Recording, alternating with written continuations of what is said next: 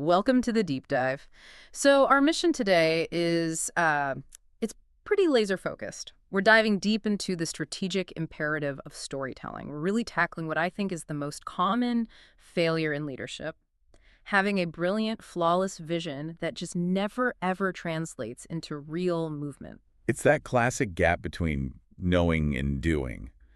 You know the scenario, right? The strategic plan is a work of art, the metrics are perfect, but the team's effort is, well, it's just minimal. They're complying, Yeah. but they're absolutely not committing. Not at all. And that's the key distinction we have to make today. We're here to distill the strategic necessity of storytelling, moving it, firmly out of that soft skill box and into the essential toolkit for any effective leader. Yeah, our core thesis here, based on all the sources, is pretty simple. Data informs decisions. It gives people the map. Sure. But stories transform people. They make them want to go to the destination. That's what separates the analytical dreamers from the people who actually build the future, the doers. So a vision is basically dormant until it's told as a story that people can see themselves in. Exactly. If it stays trapped in a slide deck or some bullet points, it's functionally irrelevant. We're talking about how narrative provides commitment, not just clarity. Okay, so let's unpack that, this strategic gap. Because I think leaders so often assume that clarity is enough. Oh, all the time. They believe if they just set the goals, define the metrics, communicate them precisely, the machine will just execute. And that's the fundamental problem with relying just on abstraction. The sources are clear on this. Human beings are not machinery. We just don't rally around bullet points. So a vision that's purely cognitive goals, metrics, timelines, it only engages that logical, almost transactional part of a person. Right. And what you get from that is compliance, which means, the minimum required effort. Checking boxes, following instructions because you have to. But commitment, Yeah. that's totally different. That's discretionary effort. It's that creative problem solving when the plan inevitably goes off the rails. What does that get an organization that compliance never could? Ownership. Yeah. Plain and simple.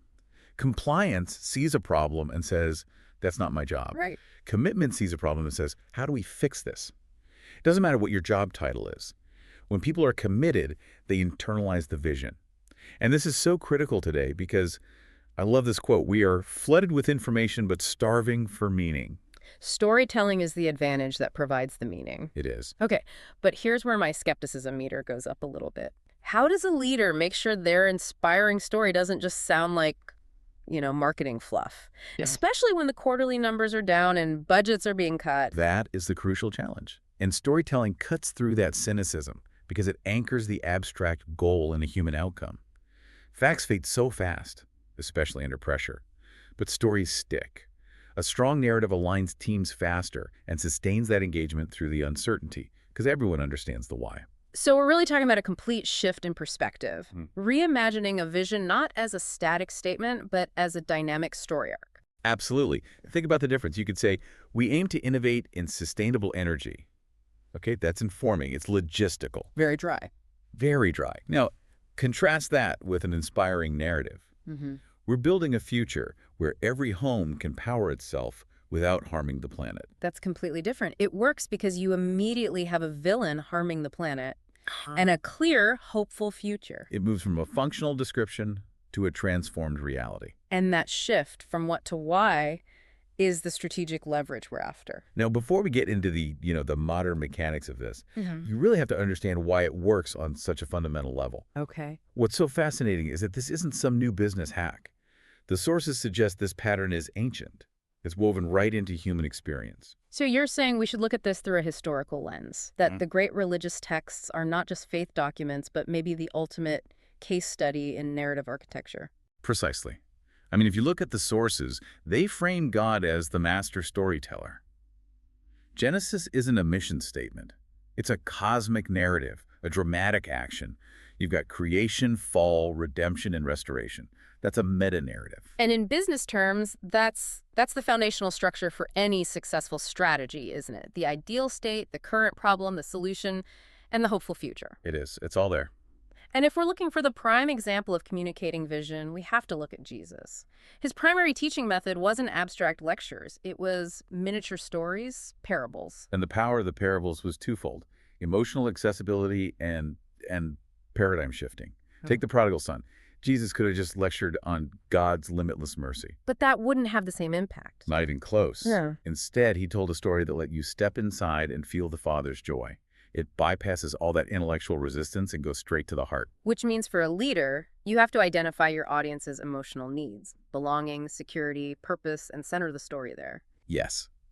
The technical details only matter if they serve that deeper emotional need. And think about the Good Samaritan. Structurally, that's brilliant disruption. How so? It forced the audience to confront their prejudices by making the hero of the story their traditional enemy. In strategic terms, that's how you force a paradigm shift. Yeah. You use a narrative that challenges the industry's sacred cows. That is a phenomenal takeaway. Use the narrative to deliberately challenge assumptions. And you see this echoed throughout modern history. Martin Luther King Jr.'s I Have a Dream speech was a narrative of hope, not a policy paper. And Steve Jobs. He didn't sell computers. He sold a narrative about empowering individuals to think different. It just reinforces that people are moved less by what you do and almost entirely by why you do it.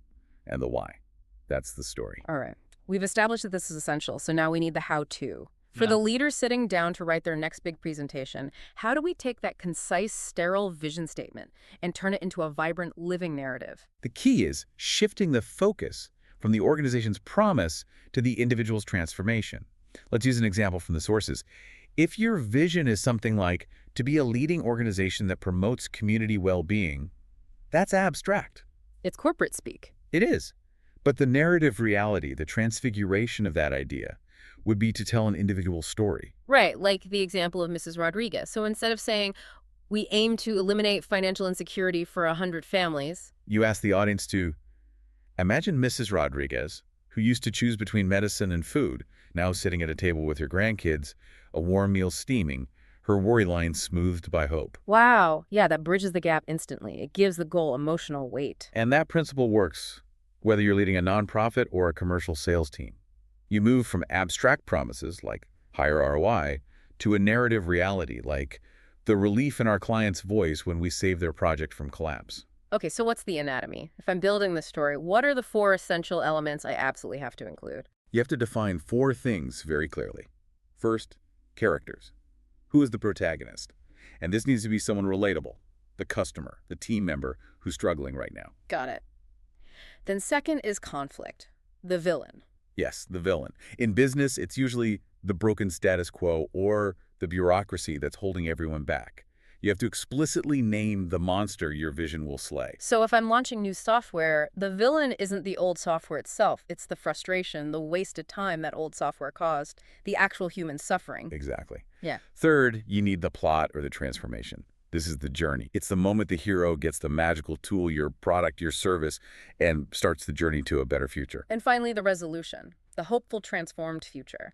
And this part can't just be success metrics. It has to be infused with joy. You have to paint that picture so vividly the audience wants to live in it. You do that by engaging the emotional palette. Use vivid imagery, sensory details. So instead of just listing poverty stats, Describe the warmth of a freshly baked loaf in cold hands, the surprised gratitude in a child's eyes. Or in corporate setting, instead of our platform ensures reliability, describe the silence in the server room after the 2 a.m. alarm stopped ringing, giving our engineers their weekends back. that makes the story felt, not just understood. That's the key. So for leaders applying this, the entire presentation structure has to follow that arc. You don't start with financials. Well, absolutely not. You start with the hook, the problem, the villain, but keep it quick, right? Maybe 5 or 10% of your time, just enough to establish the stakes. Then you spend the biggest chunk of time, say 30 to 40% on the vision unveiled. This is where you tell that rich story of the future. You make the new reality irresistible. And you have to end strong with the call to action. You're not just delivering a plan, you're inviting them to be the hero in the story.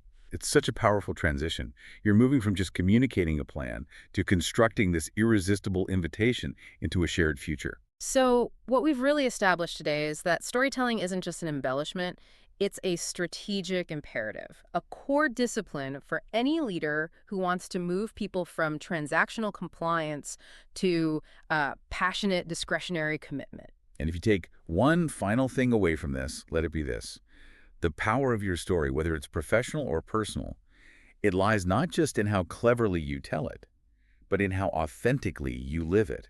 Your integrity is the ultimate fuel for your narrative. That's the ultimate credibility test, isn't it? You have to live the story before you can tell it. Exactly. So the final question for you is this. What story will your leadership tell long after you're gone? And is it the one you truly intend?